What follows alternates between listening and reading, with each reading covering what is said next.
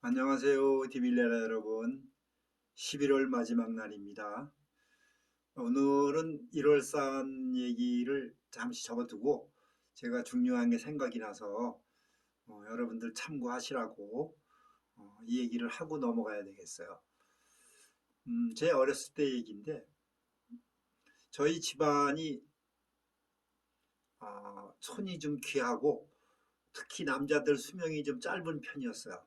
그래서 우리 어렸을 때 그 풍습이 그 아들을 그 무속인 집에 수양 아들로 보내면 좀 명이 길어진다 하는 그런 풍습이 있었던 것 같아요.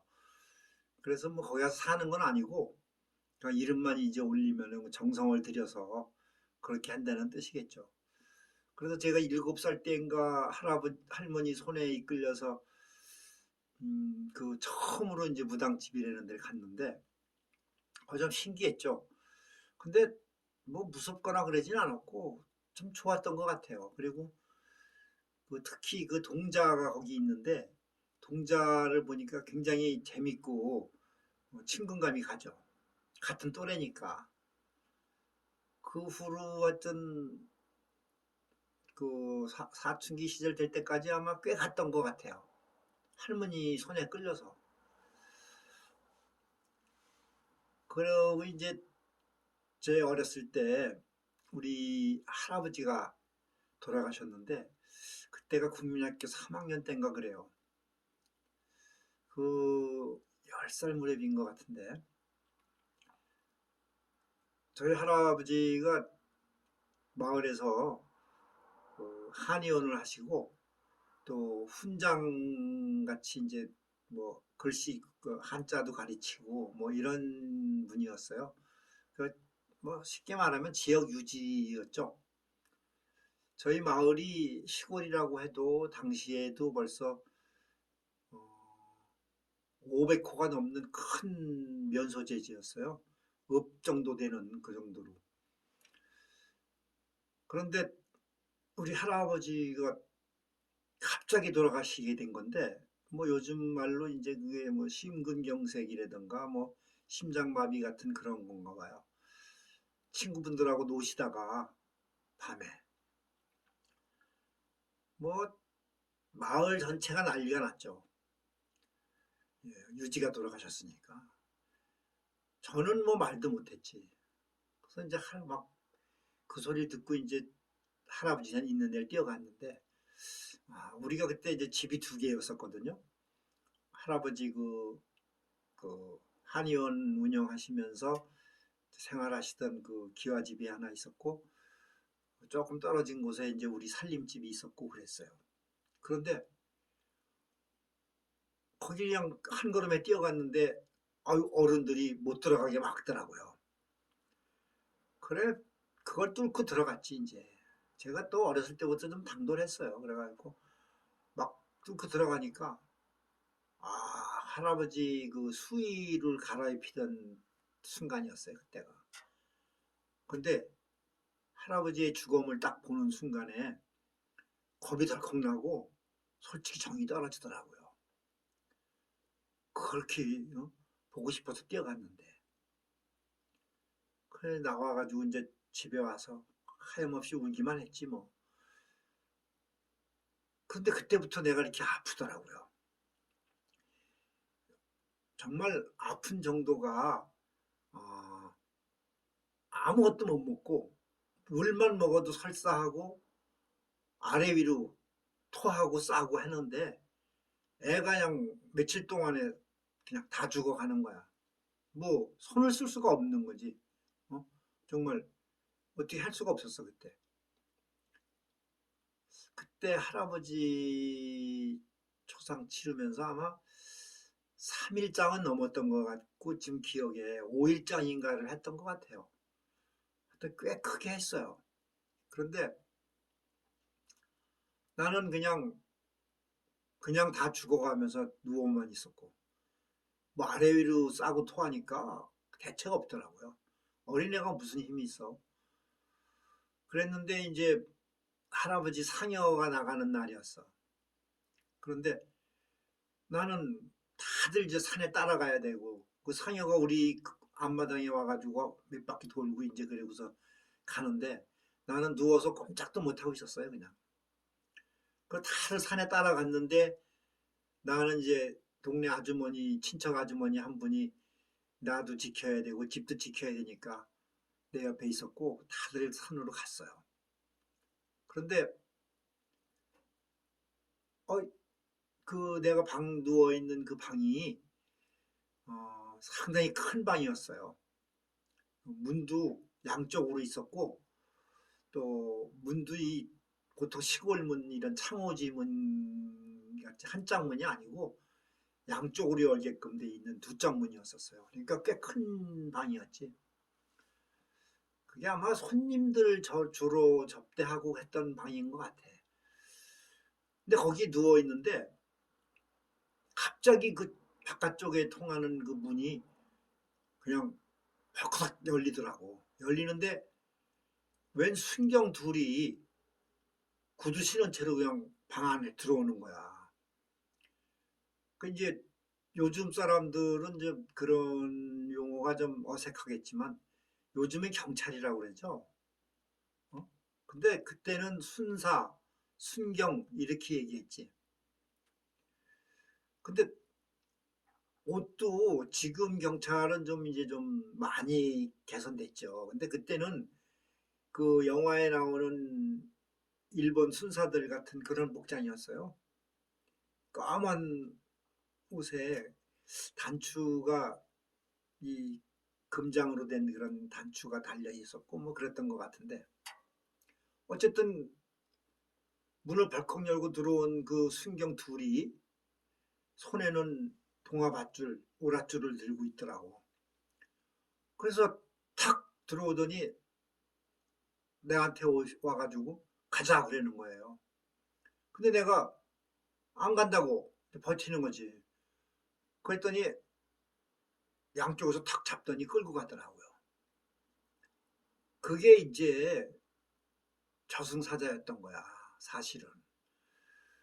그게 환상이지. 근데 내가 막 몸부림을 치는데 막 줄줄이 끌려가는 거지.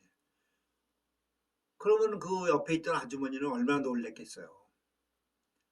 근데 내가 끌려가다가 거의 그 끝에 그 문턱이 있잖아. 문턱이 우리가 좀 높았어요. 이게 두껍고.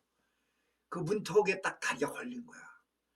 그래서 다리가 걸리는 순간에 내가 손을 뿌리치면서 손으로 그 문턱을 잡고 버틴 거야.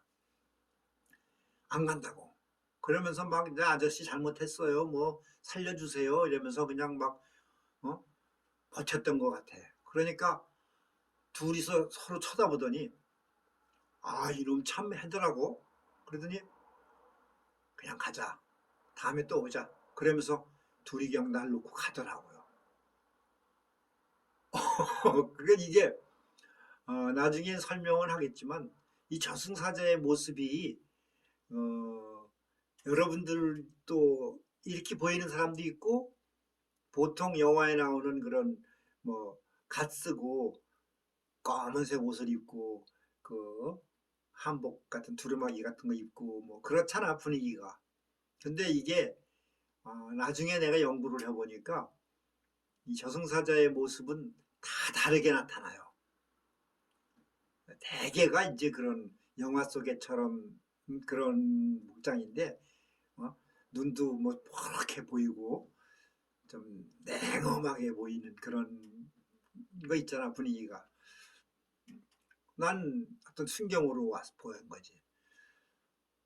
그래 이제 다시 내 자리로 와가지고 내가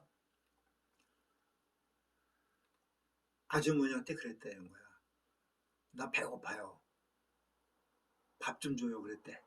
그러니까 아주머니가 깜짝 놀란 거야. 애가 혼자 막 발버둥을 치더니 또 뭐 밥 달라고 그러니까 뭐 며칠 동안 못 먹고 싸고 하던 그런 놈이 밥 달라니까 깜짝 놀랐을 수밖에 없지. 그러니까 그냥 부엌에 가서 뭐 초상집이니까 먹을 건 많았겠지. 탕국에다가 그냥 밥을 빨리 해가지고 퍼갖고 와가지고 이제 먹으라고 좀. 그 한 그릇을 그냥 소고기 탕국을 그냥 후딱 눈 깜짝할 사이에 해치우고 이제 벌떡 일어나더니 나 산에 갈 거야 그러더래. 그러니까 아주머니가 이놈아 어디를 가기는 그러면서 붙들었대. 그런데 이제 옥신각신 하고 있는데 산에 올라갔던 그 우리 가족들이 내려온 거예요. 막 들어오더라고.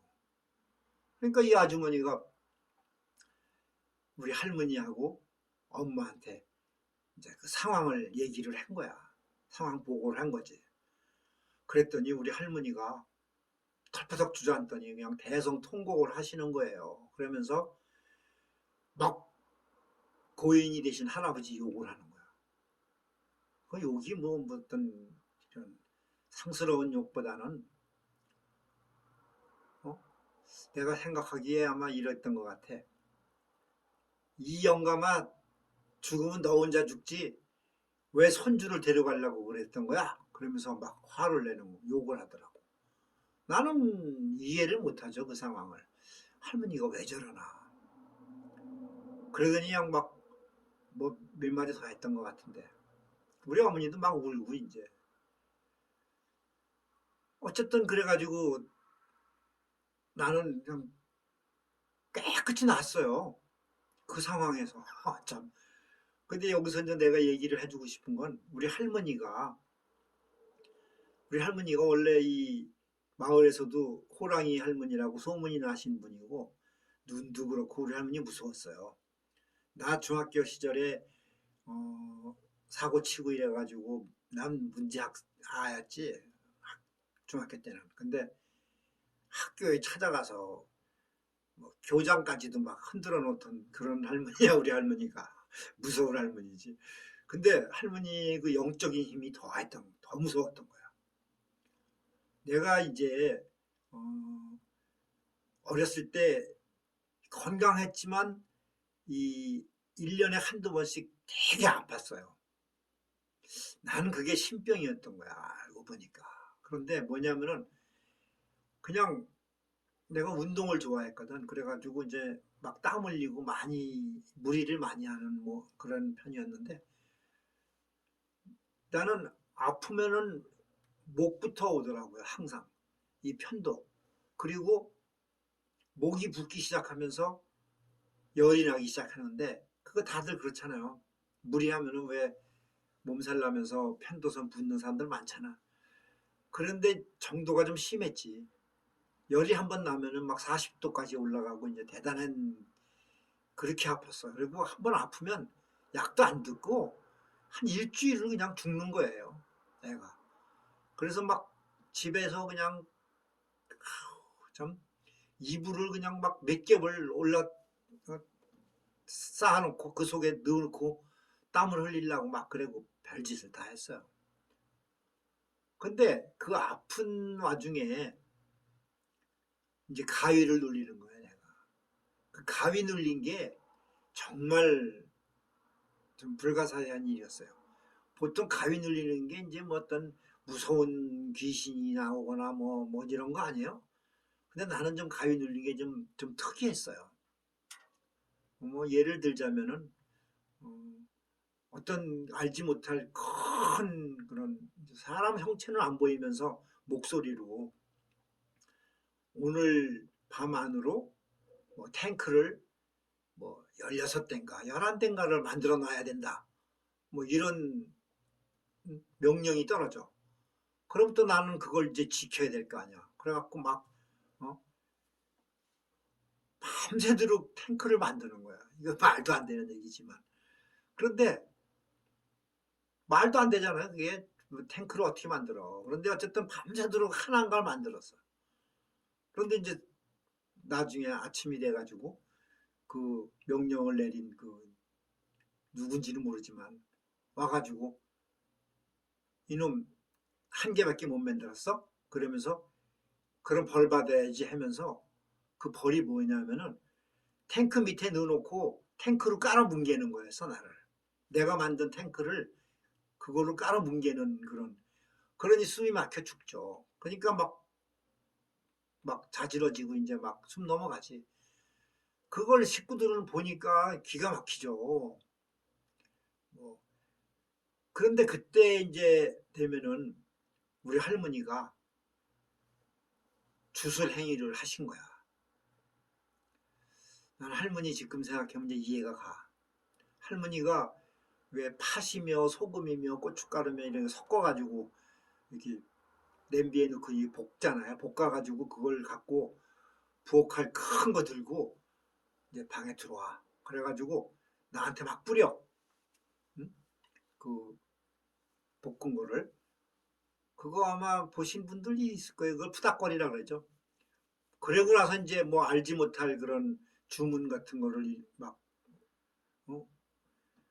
할머니가 막 주문인지는 모르겠어 하여튼 근데 알지 못할 소리를 하면서 칼로 이제 그 나한테 막 칼을 들이대는 거야. 내 등 쪽, 뭐 어깨 이런 쪽으로 하면서 막 그러면서 막 욕을 해. 어? 물러가라 이러면서. 그럼 나도 무서웠지만 나한테 그러는 게 아니었지 그게. 그러니까 이제 이제는 알겠지만 그래놓고 이제 할머니 다 끝내고 나면은 내가 서 몸이 회복이 되는 거야. 그래가지고 일어나서 밥 한 그릇 때려 눕히고 바로 그냥 정상적으로 돌아가는 거예요.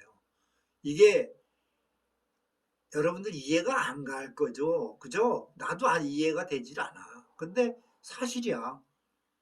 일주일 내내 아파가지고 아무것도 못 먹고 목이 퉁퉁 붓고 이래가지고 다 죽어가던 애가 할머니가 그 푸닥거리 한번 해서 어? 그 주술 행위를 하고 나서 바로 일어나서 밥 한 그릇 먹고 나가서 뛰어논다. 이게 이해가 되냐고요. 근데 참 실제로 있었던 일이에요. 그래서 나는 지금 생각하면 우리 할머니는 웬만한 무당은 할머니 앞에서 말도 못할 정도로 센 무당이었어요. 그래서 나는 지금도 사실 내 몸에 뭐 난 있는 대로 얘기해 주는 거예요. 할머니의 그 영향이 지금도 저는 있어요. 난 그래서 그냥 그걸 이제 인정하고 할머니 받아들입니다. 자, 조금 쉬었다가 계속 할게요.